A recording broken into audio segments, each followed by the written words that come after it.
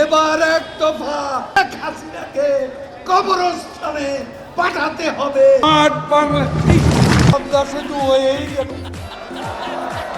লোকটা এমনভাবে আস্তে আস্তে নরম সুরে কথা বলেন, দূর থেকে শুনলে মনে হবে যেন ভাজা মাছ উল্টে খেতে জানেন না। এমন এক সরল, ভদ্র, নম্র প্রকৃতির মানুষ তিনি। কিন্তু এই মুখোশের আড়ালে লুকিয়ে আছে সম্পূর্ণ বিপরীত এক চরিত্র। তার শিরা উপশিরে মিশে আছে মিচকা শয়তানি, ধূর্ততা আর ক্ষমতার নেশা। নাম তার ওবায়দুল কাদের। তবে রাজনৈতিক অঙ্গনে তিনি বেশ পরিচিত কাউয়া কাদের নামে। ছাত্র জীবনে তার রাজনৈতিক অধ্যায়ের সূচনা হয় ছাত্রলীগের ক্যাডার হিসেবে। তরুণ বয়সে হাতে সংগঠনের কিছুটা ক্ষমতা আসতেই তিনি শুরু করেন দাপট, উচ্ছৃঙ্খলতা আর মাস্তানি। রাজনৈতিক ক্ষমতার ছায়া পেয়ে তিনি খুব দ্রুত বুঝে ফেলেছিলেন কিভাবে ভীতি তৈরি করতে হয়, কিভাবে প্রভাব খাটাতে হয়। কিন্তু ভাগ্য তার সহায় হয়নি, ফলে এই দৌরাত্ম্য বেশি দিন টেকেনি। 1975 সালে বঙ্গবন্ধু সপরিবারে হত্যার পর আওয়ামী লীগ দেশ জুড়ে ক্ষমতাচ্যুত হয় এবং পুরো রাজনৈতিক সমীকরণ বদলে যায়। সেই অস্থির সময়েই কাউয়া কাদেরের উত্থান থেমে যায়। তাকে যেতে হয় কারাগারে। এরপর 5 বছর পর্যন্ত তিনি ছিলেন রাজনৈতিক অন্ধকারে, ক্ষমতার স্বাদ থেকে দূরে এবং সংগঠনের কেন্দ্রবিন্দু থেকে তিনি ছিলেন সম্পূর্ণ বিচ্ছিন্ন। পরে যখন শেখ হাসিনা 80-এর দশকে আওয়ামী লীগের হাল ধরেন, তখন দলের ভাঙা কাঠামো জোড়া লাগাতে শুরু করে। সেই সুযোগেই কাউয়া কাদের জেল থেকে মুক্ত হয়ে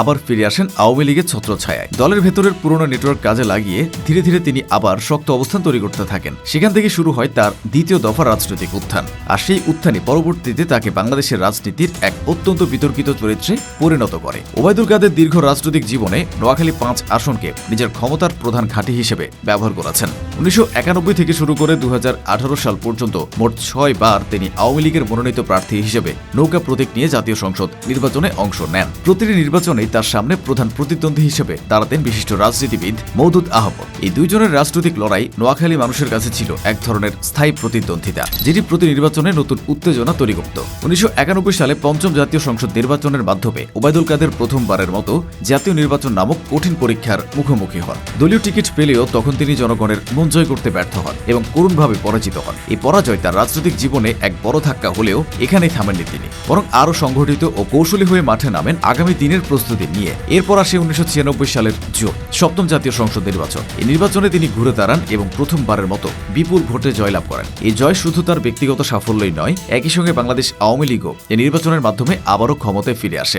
দলের এই বিজয় তাকে আরও শক্তিশালী করে তোলে এবং তিনি দ্রুতই দলের কেন্দ্রীয় নেতৃত্বের নজরে আসেন। নতুন সরকার গঠনের পর শেখ হাসিনার প্রথম মন্ত্রিসভায় ওবায়দুল কাদেরকে যুবক, ক্রীড়া ও সংস্কৃতি বিষয়ক প্রতিমন্ত্রীর দায়িত্ব দেওয়া হয়। এই গুরুত্বপূর্ণ পদটি তার রাজনৈতিক অবস্থানকে সুদৃঢ় করে এবং তাকে সরকারি ক্ষমতার করিডোরে প্রবেশের এক বিশাল সুযোগ এনে দেয়। এই সময় থেকে তার সামনে খুলে যায় ক্ষমতার অপব্যবহার, দলীয় প্রভাব খাটানো এবং সুবিধাভোগীদের তোষণের অসংখ্য দরজা। সরকারি পদপদবি পাওয়ার ফলে তার হাতে এসে যায় প্রশাসনিক প্রভাব এবং অর্থনৈতিক সুবিধার বিশাল কেন্দ্র। বছর ঘুরতে না ঘুরতে তিনি নিজের চারপাশে গড়ে তোলেন প্রভাবশালী নেটওয়ার্ক, যার মাধ্যমে স্থানীয় রাজনীতি থেকে শুরু করে উন্নয়ন প্রকল্প সব জায়গায় শুরু হয় তার ক্ষমতার বিস্তার। এ সময় ওবায়দুল কাদেরকে ঘিরে নানা ধরনের দুর্নীতির অভিযোগ একের পর এক প্রকাশ্যে আসতে শুরু করে। পরিস্থিতি এমন পর্যায়ে পৌঁছে যায় যে 2006 থেকে 8 সালে বাংলাদেশের রাজনৈতিক সংকটের সময় তাকে নজরে আনে তত্ত্বাবধায়ক সরকার। 2007 সালে ফখরুদ্দিন আহমেদের নেতৃত্বাধীন তত্ত্বাবধায়ক সরকার দেশ জুড়ে দুর্নীতি দমনের নামে অভিযানে নামে। সেই অভিযানের অংশ হিসেবেই 2007 সালের 9 মার্চ দুর্নীতির অভিযোগে ওবায়দুল কাদেরকে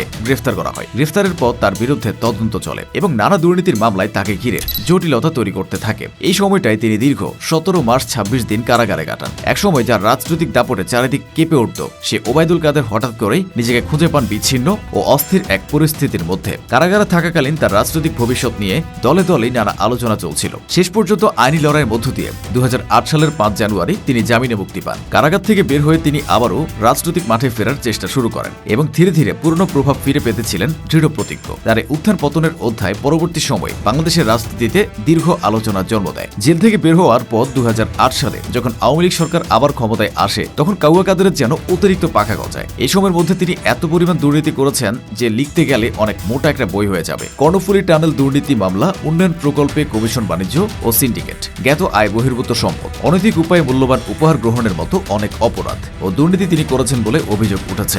দুর্নীতি দমন কমিশন সম্প্রতি সাবেক সড়ক পরিবহন ও সেতুমন্ত্রী ওবায়দুল কাদের সহ 4 জনের বিরুদ্ধে কর্ণফুলী টানেল নির্মাণ প্রকল্পে ব্যাপক দুর্নীতি ও অনিয়মের অভিযোগে মামলা করেছে। দীর্ঘদিন ধরে এই প্রকল্পকে ঘিরে নানা প্রশ্ন অস্পষ্ট ব্যয় এবং সিদ্ধান্ত গ্রহণের প্রক্রিয়ার অস্বচ্ছতা নিয়ে আলোচনা চলছিল। অবশেষে তদন্তে পাওয়া তথ্য প্রমাণের ভিত্তিতে দুদক নিশ্চিত হয় যে এখানে শুধু অনিয়মই নয়, রাষ্ট্রীয় অর্থের সুস্পষ্ট অপব্যবহার ঘটেছে। অভিযোগে উল্লেখ করা হয়েছে প্রকল্প বাস্তবায়নের সময় ইচ্ছাকৃতভাবে অপ্রয়োজনীয় উপাদান যোগ করা হয়েছে এবং বিদেশি বিশেষজ্ঞদের দেওয়া গুরুত্বপূর্ণ সুপারিশগুলো সম্পূর্ণভাবে উপেক্ষা করা হয়েছে। এসব সিদ্ধান্ত কোনো প্রযুক্তিগত প্রয়োজনের কারণে নয়, বরং ক্ষমতার অপব্যবহার করে ব্যক্তিগত ও দলীয় স্বার্থ হাসিলের উদ্দেশ্যে নেওয়া হয়েছিল। এর ফলে সরকারের প্রায় 585 কোটি 29 লাখ টাকা সরাসরি ক্ষতি হয়েছে বলে তদন্তে উঠে আসে। শুধু তাই নয়, পাবলিক প্রকিউরমেন্ট অ্যাক্ট 2006 এর নিয়ম লঙ্ঘন করে পরামর্শক নিয়োগ দেওয়ার কারণে আরও 55,21,000 টাকার আর্থিক ক্ষতি হয় রাষ্ট্রের। এই পুরো ঘটনায় প্রকাশ করে একটি জাতীয় গুরুত্বপূর্ণ প্রকল্প যা কোটি মানুষের উপকারে আসার কথা, সেটিকে কেবলমাত্র কিছু মানুষের লাভের ক্ষেত্র হিসেবে ব্যবহার করা হয়েছে। তদন্তের বিবরণ যত সামনে আসছে, জনগণের ক্ষোভও ততই বাড়ছে, কারণ এই অপব্যবহারের দায়ভার শেষ পর্যন্ত জনগণকে অর্থনৈতিকভাবে বহন করতে হচ্ছে। তার বিরুদ্ধে দীর্ঘদিন ধরে অভিযোগ উঠে আসছে যে তিনি সড়ক ও সেতু নির্মাণ, রক্ষণাবেক্ষণ এবং বিভিন্ন উন্নয়ন প্রকল্পের কাজকে কেন্দ্র করে একটি বিশাল কমিশন বাণিজ্য সিন্ডিকেট গড়ে তুলেছিলেন। এই সিন্ডিকেটের মাধ্যমে ঠিকাদার প্রকল্পের কাজ বা বিল পেতে চাইলে নির্দিষ্ট পরিমাণ কমিশন বা ঘুষ দিতে বাধ্য করা হতো। অভিযোগ অনুযায়ী তার প্রভাব ও নির্দেশনায় গড়ে ওঠা এই নেটওয়ার্ক এতটাই বিস্তৃত ছিল যে দেশের বিভিন্ন অঞ্চলে বড় বাজেটের প্রকল্প নেওয়ার মানে ছিল সিন্ডিকেটের হাতে বিপুল অঙ্কের টাকা পৌঁছে যাওয়া। ফলে প্রকল্প ব্যয় অস্বাভাবিকভাবে বেড়ে যেত,